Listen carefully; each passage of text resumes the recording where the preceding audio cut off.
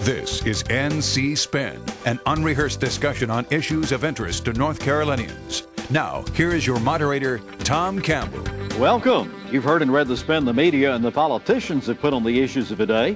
To get the correct spin on what's going on in North Carolina, let's introduce you to our panel of experts. They include one of our favorite journalists, Cash Michaels from the Wilmington Journal and the Carolinian, Chris Fitzsimon from NC Policy Watch, syndicated columnist John Hood, and former Supreme Court Justice Bob Orr.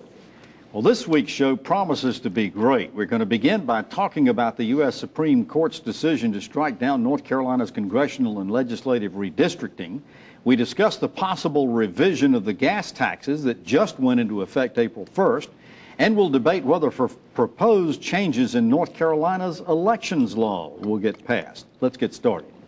In a two-sentence order, the U.S. Supreme Court told the North Carolina court to review their previous ruling that the 2011 congressional and legislative districts drawn were legal.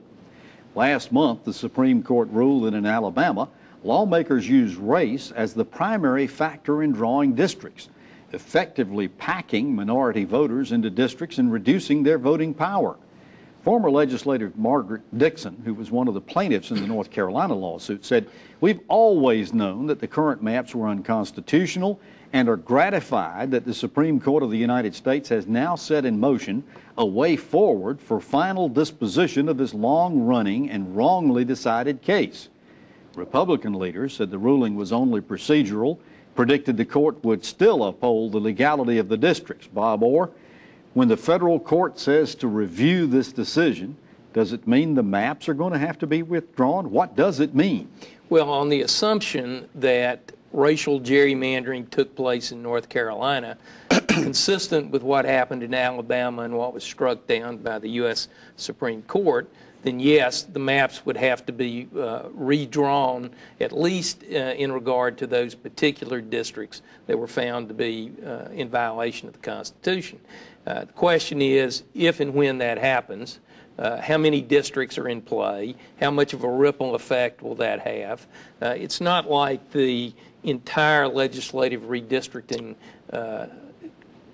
plan will be struck down. We're talking about a finite number of districts that were drawn, arguably, to favor the African American vote. Now, so far as it goes, Chris, is there some assumption that our court is going to fast-track this review? I mean, there are a lot of people saying we need to get this done, and we need to get it done in preparation for the 2016 elections, and that can't happen if we don't get the court to move quickly. Well, that would make sense, but we've had redistricting decisions take a long time before, and elections have been delayed. We've had elections under maps that were thrown into question by court decisions, as I believe this one, the U.S. Supreme Court just threw our maps into question.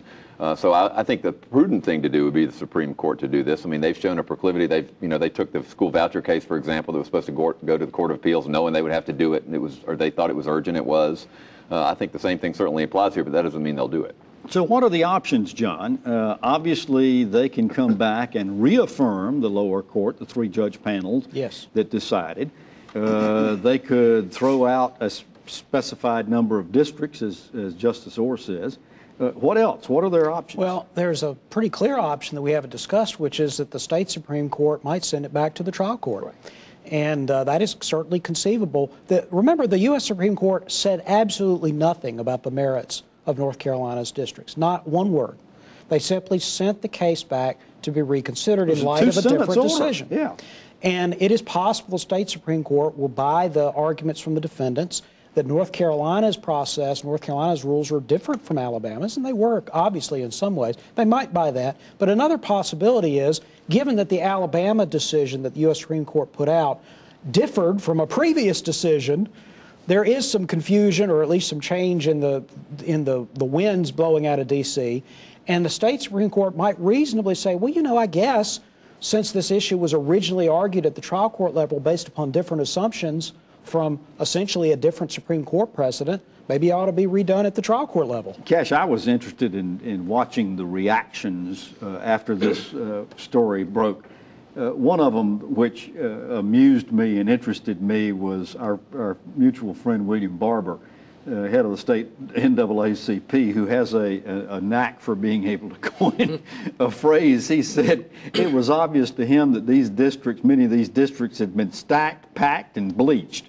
Tell us what he meant by that and whether you agree with him or not. Well, those terms actually are established terms to deal with this situation. Now, where you, in effect, move black voters out of traditional Democratic districts for the express purpose of, in effect, leaving it wide open and more competitive for white Democrats, white Republicans, I should say, to knock off white Democrats. So that's either stacking and packing or bleaching. Per the Alabama order, as I understand it, one of the reasons why they had a problem with the way that they did this was because they said it was a violation of the 14th Amendment, the Equal Protection Clause, and they see somewhat the same thing here. But the point that Chris raises is very important.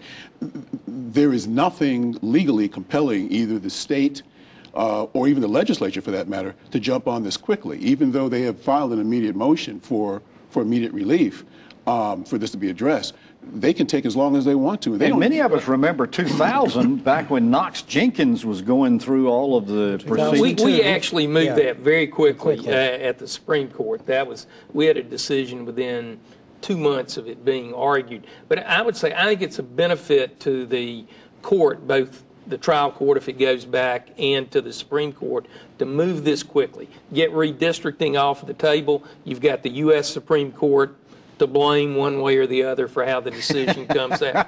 Yeah, and so they don't want it hanging Chris, around. the Republicans are saying, hey, these are two separate issues here between Alabama and North Carolina. Alabama involved Section 2 of the Voting Rights Act, and North Carolina made their case based on Section 5 of the Voting Rights Act. How do you respond to that? Well, I mean, the issue, and Cash addressed it, I think, and you asked it in the question. The issue is it improper is it diluting minority voting strength, in effect, by packing African-American voters in a specific number of districts to take their influence completely out of the other districts and allow more Republicans to be elected? I was struck by the claim the Republicans have made all along, these districts are fair and legal. Well, first of all, the Supreme Court looks like is going to decide ultimately if they're legal. Nobody thinks they're fair. So it's gerrymandered just like the Democrats did gerrymandering, and it ought to make us talk in the long run about changing the way we do this whole process. I was also fascinated, John, with Justice Breyer, who said, you folks have been asking the wrong question. Yes. The question is not whether or not minorities have the ability to be able to, help me remember exactly what it was he actually, said. the statement there has to do with the test. Okay. The Alabama and other states were trying to come up with a very clear mathematical line. I mean, you got to have some kind of standard. This cannot be, we don't know what's going to be declared by any particular judge with any particular set of circumstances to be legal or illegal. I mean, that is an invitation for judges to always be involved in or drawing lines. So lots of states have been trying to figure out what is a numerical standard. Well, maybe it's 50% plus 1. That's kind of what North Carolina decided. Or it might be in Alabama an even larger concentration. And what Breyer was saying is this needs to be not just a numerical test. It can't just be rigid math. There has to be some consideration of voting patterns and other specifics of the case. I'm actually very nervous that the Supreme Court has given us no guidance. This will never be settled until the U.S. Supreme Court, instead of saying, I don't like that painting, but I like that painting, they've got to give us some real definition of the Voting Rights Act. All right, so I want to go around the table here very quickly and don't have a lot of time left in this segment, but I'd like to get your predictions as to what's going to happen as a result of this report from the Supreme Court. Bob, I'll start with you. I think they will find a portion of the plan violated the Supreme Court decision in Alabama, and they'll have to do some redrawing of the districts. In time for the 2016 elections? Well, the legislature may drag its feet, but I think the court will move quickly. Chris, your prediction? I think they will redraw some districts. The question is how many contortions can they do to try to protect all the Republican districts and abide by whatever the court decides. I think it's a stretch to think they'll do it by the 2016 election, though they should. And we've had evidences of that, too, if you remember correctly. Ditto. No sense wasting time. Ditto. All right. John? Sort of not ditto. I don't think it really matters a whole lot what the courts decide, because just like in Alabama, they're going to be able to draw the maps to do almost exactly what they did before. In other words, the practical effect on the districts is probably going to be minimal.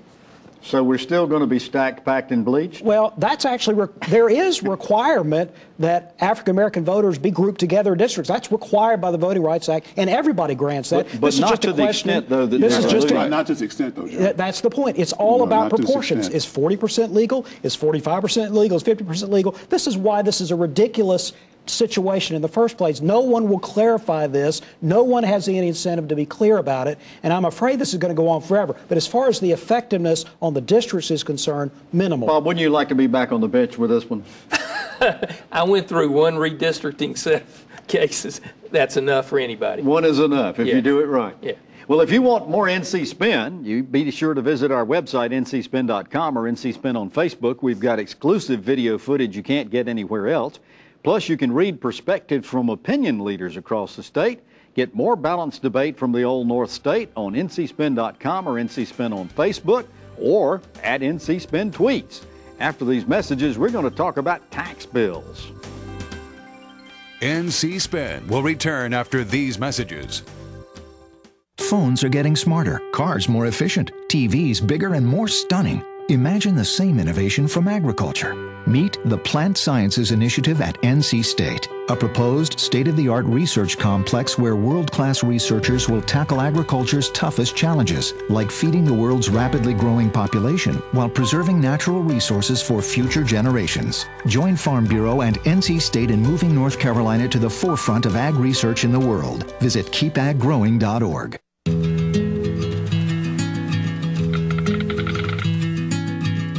The cost of everything has gone up dramatically over the last 75 years.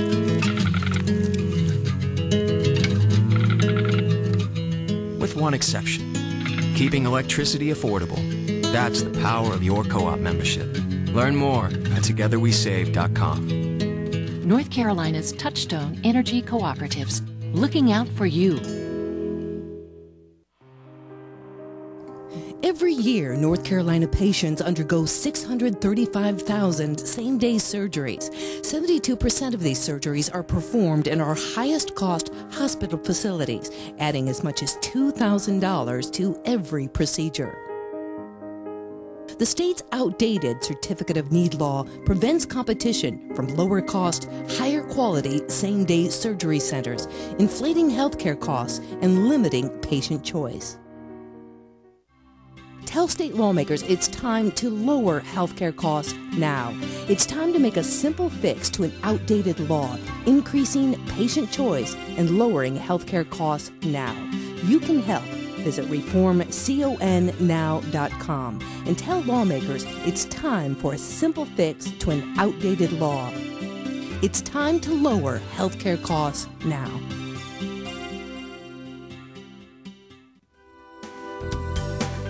We now return to NC Spin. Starting April 1st, North Carolina's gas taxes dropped from 37.5 cents a gallon to 36 cents. And you might remember the controversy we had over whether we got a gas tax cut or tax hike, because under the old formula, it should have dropped to 30 cents a gallon. Well, lawmakers are trying to figure out now how to pay for new roads and maintenance, and a new proposal might provide some solutions to that funding. Under a new proposal, the gas tax would drop to 30 cents a gallon in July, but would see increased taxes on car sales, car rentals, motor vehicle fees, and car insurance over the next 4 years. It'll also phase out the $255 million that's being transferred from the gas taxes to the state's general fund. John, it was unclear just how much revenue is going to be gained or lost from these various proposals, but Representative John Torbett, who sponsored the bill, said he wanted to increase revenues to DOT by $1 billion a year. What do you think of this proposal? Well, I don't think it quite gets to the billion. I tried to run some numbers based upon the publicly available estimates. And the way to think about this is that given that the gas tax is now set at 35 cents, to cut it to 30 is now scored as a tax cut. So you can imagine that's about $250, $300 million. But then you get a similar amount back from the additional fees and registrations and so forth that you mentioned, the additional sales tax on cars, and this tax on insurance premiums, car insurance premiums. So the net effect is about a $500 million, a roughly tax increase, plus that additional $250 million or so, the transfer that would no longer happen out of the highway fund. So the total is about $750 million more in revenue. And I think part of that, the Republicans in the legislature and some Democrats will vote for. I don't think they're going to vote for that large a net tax increase, though. Yeah, Chris, I mean, they've said they're not in favor of tax increases over there. How do you characterize this any other way than some tax increases? Well, you don't, but how do you characterize what they've already passed as anything but a tax increase? The gas tax will be higher in North Carolina in July because of a bill they passed than it would have been. That's a tax increase. I'm not arguing that we shouldn't have it, but I wish we could just be honest about it. I think this, this gets away, however, from user-funded highways. Now, that's a philosophical shift you can like or not, but the fact that your car insurance goes up, or when you buy a car, you pay more. It doesn't matter how much you use it. The old idea was you pay in gas tax how much you use on the roads, and that's why people think vehicle miles traveled and other things is a better idea. But this is just raising money off of things that have something to do with transportation that doesn't necessarily mean user fees. Chris makes a good point, Bob. We have a lot of tourism in this state. People going down I-95, I-40, I-85, I-75. This takes away some of the revenues we'd be getting from these tourists. And a lot of people saying, wait a minute, they ought to be paying their fair share too. Well, now they'll have more money to spend on lottery tickets as they go through. Oh, so all is well. Yeah, which goes to the education lottery. Yeah, I mean, my big concern is I think you need broad-based tax policy with stability. And right now we keep jumping around with decreases, increases. Well, we even saw this past week, Cash, we saw a proposal in the Senate that would take the 8% tax that's being charged on short-term car rentals, which amounts to some $67 million a year, and take it and dedicate it for the state ports. What do you think of that? If I have a question, I'm sure the viewers have, is do these people really know what they're doing? Do they, let's face it, so far no one's really all that happy about their tax policy, period, as indicated, as to what it's doing to older people, raising their taxes, as what it's doing as far as the revenues are concerned and what have you. So it really is an open-ended question as to whether or not any of this will work, and can we afford to find out? Can we afford to wait to find out if any of this indeed will work? And, okay, let's take this $255 million a year that we're transferring to the general fund right now, and let's say we're going to do away with it. John, what's going to happen with the general fund? We're going to be short $255 million. I'm in favor of doing that. I think that $255 million is better spent on roads. So how do you fill the hole? Well, I'd cut some spending. It's not a problem. I mean, if I was dictator, this would not be a problem, Tom. I just want to establish would have been done years ago. That's clear. Is that what you're saying? So what's going to happen with these tax proposals, Chris? I'd be surprised. I mean, my guess would be that this would be rolled into some sort of study and that they'll let the bill that they pass, which raises the gas tax, let's be clear about that. God forbid another legislative I mean, study. they raise the gas tax, they studies are fund it, valuable. and I think this will be what they'll do in between the long and the short session. All right, after these messages, we're going to come back and talk about partisan elections. NC Spin will return after these messages. Where do you go when you need to know? ANC makes it easy for you to get the information you need to make well-informed public policy decisions. Our members are industry leaders who are ready to share their industry-specific insights with you. Want to hear both sides of the story? ANC members can tell you. Just use the ANC member directory as your guide or call us directly. ANC members have the knowledge, expertise, and perspective you need to create public policies that are good for North Carolina. We are ready for your call. Medicaid system is not a perfect system. There are things that could be changed, but there's a lot that's going well with the system. Community Care of North Carolina is in place. It's a team of nurses, advisors, caregivers who help us out. We want to call and say, look, I've got Miss So-and-so here. She needs to have her weight checked each day because she's got congestive heart failure. Can you send one of those monitors out to the house and keep an eye on this and let me know if her weight goes up too much, because if it does, she's retaining fluid and she's going to be back in the hospital. We work together with them. That's a great system. It saves a lot of money. It's proven to work. We're not opposed to changing the things that need to be changed, but let's not throw out everything that we worked for the past 15 to 20 years. North Carolina's Family Physicians supports Medicaid reform that builds on our state's foundation of medical homes. OurNCHealthcare.com. Does your North Carolina business or organization have a story to tell? I'm Richard Campbell, and at Carolina Broadcasting and Publishing, we help tell stories that connect you to the people who will respond. We take the time to understand our clients' needs and what makes them unique. We craft their stories through the efficient use of words, images, and videos that resonate with their desired audience. We also know that a good story is incomplete without a call to action. On video, on air, online, and in print, from concept to final production, no one can help tell your story more effectively or affordably than we can. For special introductory offers, visit carolinabroadcasting.com or call 919-832-1416. Again, that's carolinabroadcasting.com. Let us help tell your story today.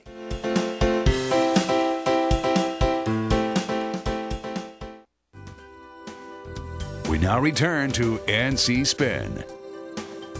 The North Carolina House has passed legislation that would require partisan judicial elections in the Court of Appeals and Supreme Court, as well as for school board elections.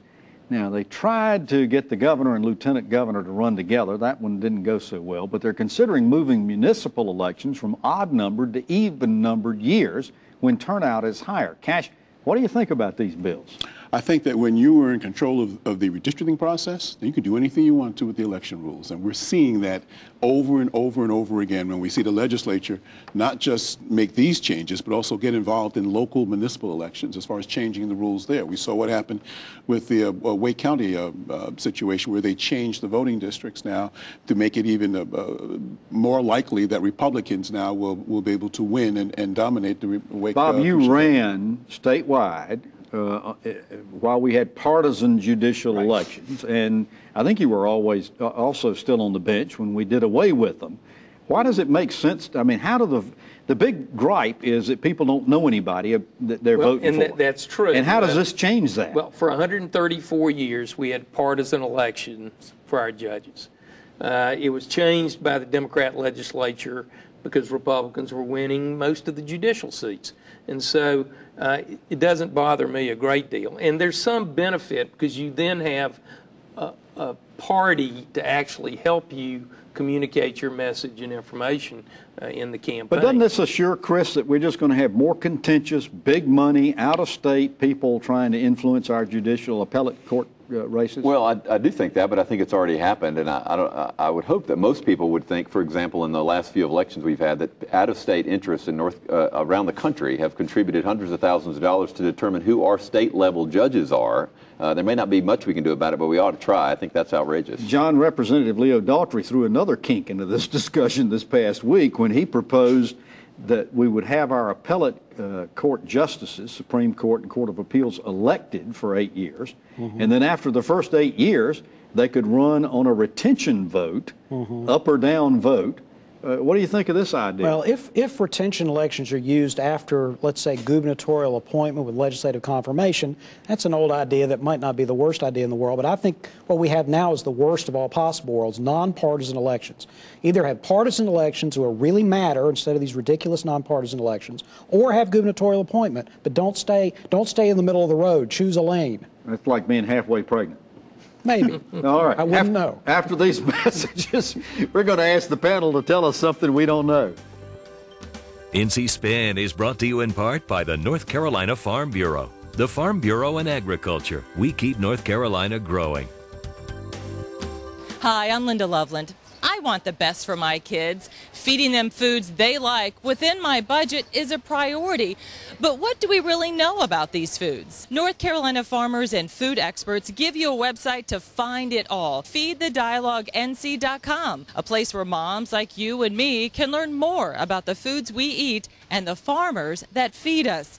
Check it out. Add your input and help feed the dialogue. Let's talk food at FeedTheDialogueNC.com. Nobody ever imagined a mammogram machine being subject to CON law. If I want to invest our business dollars into technology that I think is going to benefit my patients, my customers, we should be able to do that. I think it's time to take a law that was intended to protect the citizens of North Carolina and now is harming them and change it. I'm Dr. Bruce Schroeder, and I support CON reform. Visit reformconnow.com. I was asked by someone months ago, isn't Medicaid in North Carolina broken? And my answer was no. There are parts of it that need to be improved. There are parts that need to be changed. But the whole system's not broken. There are a lot of things that are working very well. What is working well is that we have a physician-led, physician-guided team effort. It's built on the concept of physicians having medical homes, patients having medical homes. And that system that we've created in North Carolina has done wonderful work. It has saved money, it's improved quality, and we have data that demonstrates that. That's what we need to retain. That's what we need to build upon. We don't need to replace that. North Carolina's Family Physicians supports Medicaid reform that builds on our state's foundation of medical homes. OurNCHealthcare.com. I like this portion of the show when we ask the panel to tell us something we don't know. Bob Orr, I'll start with you. Court of Appeals Judge Sanford Steelman has announced his retirement effective, I believe, in June, so there will be an appointment by the governor to fill that seat. Interesting. John, tell us something we don't know. In October, a biography of a former governor will be published, and even though Bob Orr and Chris Fitzsimon make appearances in the story, I would humbly offer that it is still worth reading. And do we know the author of said biography? It's probably best for its sales if the author's name is suppressed. Chris, tell us something we don't know. Well, recently on NC Spin, in this segment, I said one of the worst bill of the session might have been a proposal to allow liquor stores to sell lottery tickets. Something close was just introduced. It was to spend $1 million to put a picture of George Washington in every school in North Carolina. I have nothing against George Washington, the father of the country, but honestly, we don't have a good friend of yours. We don't have textbooks in schools, and we're finding $1 million to mandate a certain picture to go in every school in North Carolina. It's unbelievable. So, is this your worst bill? Well, it's tied with the lottery tickets in liquor stores. Cash, tell us something we don't know. I'm doing a story about an exciting new medical process over at Duke University, Children's Pediatrics, where blood transplant, curing sickle cell anemia patients, in effect using umbilical cord blood to do that. Stem cell. Met a 15-year-old young lady who now is cured of sickle cell. Never heard of that before, but that is happening right here in North Carolina and Durham at Duke. A lot of exciting medical developments. Mm-hmm. Well, you've heard our spin on the issues of the day. To stay informed all during the week, give your feedback and read our weekly column. Be sure to visit our website, ncspin.com, or catch NC Spin on Facebook.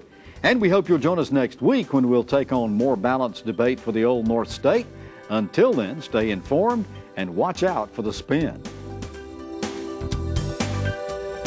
Join us next week and get the spin on issues facing our state.